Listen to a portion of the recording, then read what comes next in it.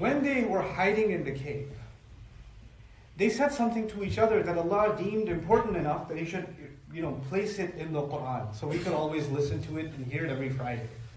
And it's remarkable that the Prophet ﷺ told us that this surah is something that will protect us from great fitna.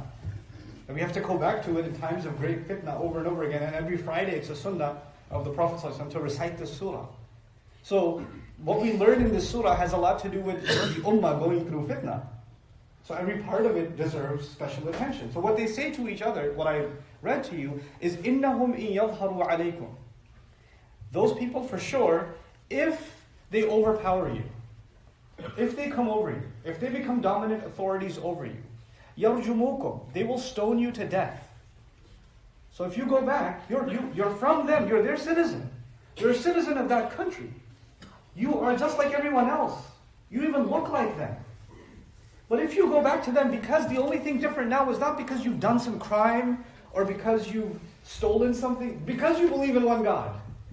Because of that, when you go back, if they overpower you, if they overrun you, they will stone you to death. أَوْ يُعِيدُكُمْ فِي مِلَّتِهِمْ. Or the only other option is, or they will assimilate you back into their own religion. They make you go back into their own religion. The thing that makes you unacceptable, worthy of hate, is that you're Muslim. That's what makes you worthy of hate. That you have some shred of Islam left. If you have any bit of Islam. By the way, these people, these young men, the only thing we know about them is they decided not to worship multiple gods. They know nothing about halal and haram food. They know nothing about dressing differently. They know nothing about their family life should become different. They have no other regulations or laws. All they know is they're not going to worship multiple gods. They will only worship one God. That's it. From what we can tell of the historical account, they don't even have access to the Bible or the Torah. They have no access to prophets. They've just come to the conclusion that only one God should be worshipped. And that is dangerous enough for some people to hate them so much that they are ready to kill them. Kill them if they could. That is not a new reality in some societies in the world. That has always been there. That's always been there. People who truly believe in Allah don't fit. They've never fit. You can try to fit. You can dress like everybody else. You can talk like everybody else, but there's always going to be an element in your society, in every society in the world, that is going to absolutely despise you because you're Muslim. They're going to hate you because you believe in Allah. There's nothing you can do about it. You can try to convince them that you're not all that bad. You can try to, dispel their misconceptions and try to hold programs where you try to tell them, no, we're not crazy. No, we don't hate women. No, we don't want to blow everything up. No, we're cool. I know we're the scary looking thing on purpose. It's not because it's more religious. Because I'm making a point. Because these cultures are scary. These people are terrifying. They're scary. They're going to destroy you. And what happened in the Prophet's time? Sallallahu Alaihi Wasallam. What danger did the Prophet pose to the Quraysh? He's from Quraysh. He's from them. He's from that nation. And if you know one thing about Quraysh, they had respect in all of the region because whoever comes to that region is safe. And if you know one more thing about the Quraysh and the tribal life of Arabia, the only people you're ever going to be loyal to is your own tribe.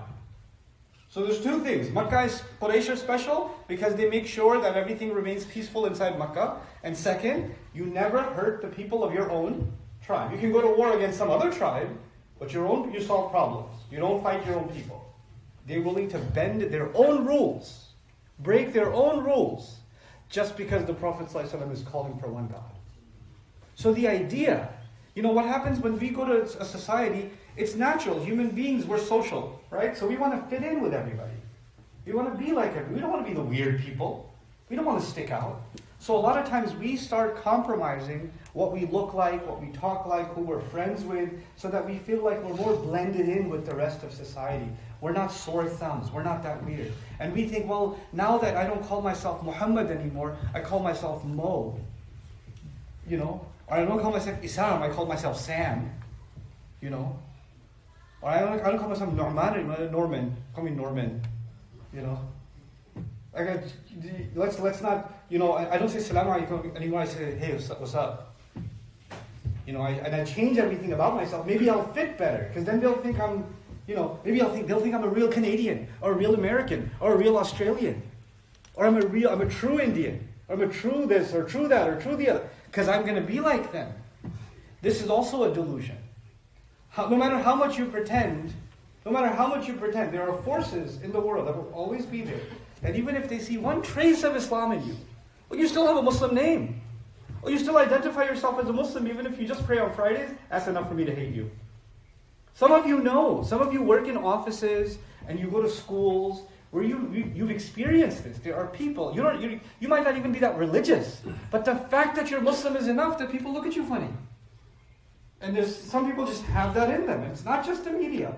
It's not just propaganda against Islam. There is a mindset that Shaitan wants to perpetuate, has always wanted to perpetuate, that he will make believers, for some people, he will make believers an object of hate. There's the 2 points I wanted to make to you and remind myself of. One, we're never going to make some people happy. Some people are always going to hate us. That's never going to change. The Prophet ﷺ was the nicest human being you could ever meet. They still hated him, right? So it's not that you're not nice.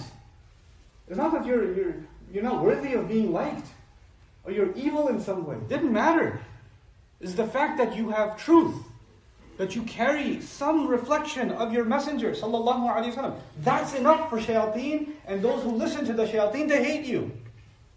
That's enough for them. And that will never go away. And no matter how much you try to present yourself in a different light, there are people that are balanced. There are non-Muslims that are balanced, that are sensible. They can see through it. And there are those that are drowned in hate. They're drowned in the whisper of shaitan. And they are now in the devil's playground. There's nothing you can do about that. Don't bother. Don't bother becoming likable. Be yourself. Don't sell your religion to anybody. It's not worth it. So they knew, if they go back, there's only 2 things that are going to happen. Either they're going to stone you to death, or they're going to take you back into their own religion. And they said, either way. And then the second option, that they will take you back in your own religion, okay, I'm no longer Muslim. If they do that, وَلَن تُفْلِحُوا إِذًا أَبَدًا. Then you will never be successful. Then you will never